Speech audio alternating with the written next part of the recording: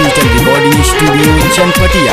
हमके बता दी भोला, हमके बता दी भोला, भैया कहे रउआ भावेला, भैया कहे रउआ भावेला।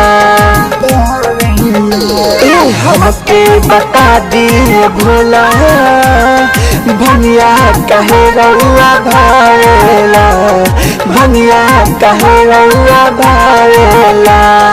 काहे न मिसरी मलाई रउआ खाई, सब कोई है बतावेला।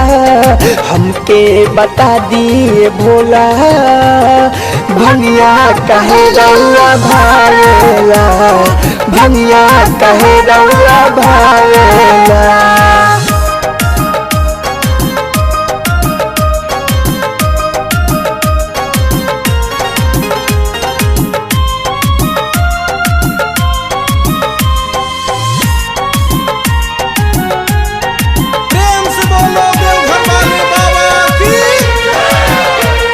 भंगे के पीले भंगे से जीले रउरा है सुने ना भोले दानी, भोले दानी, भोले दानी।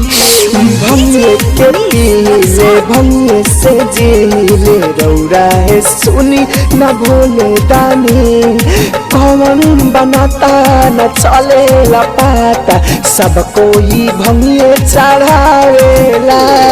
हमके बता दिए भोला, भैया कहे रउआ भावेला, भैया कहे रउआ भावेला।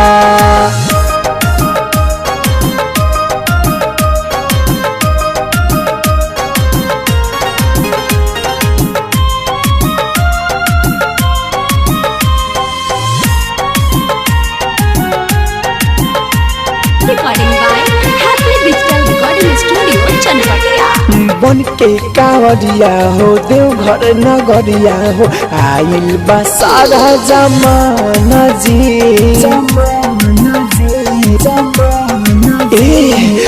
बन के कावरिया हो देवघर नगरिया हो, आइल बा सारा जमाना जी। राहुल राजधानी राइटर धीरज उज्जवल के संगे बोलावेला। हमके बता दी भोला, भैया कहे रउआ भावेला, भैया कहे रउआ भावेला।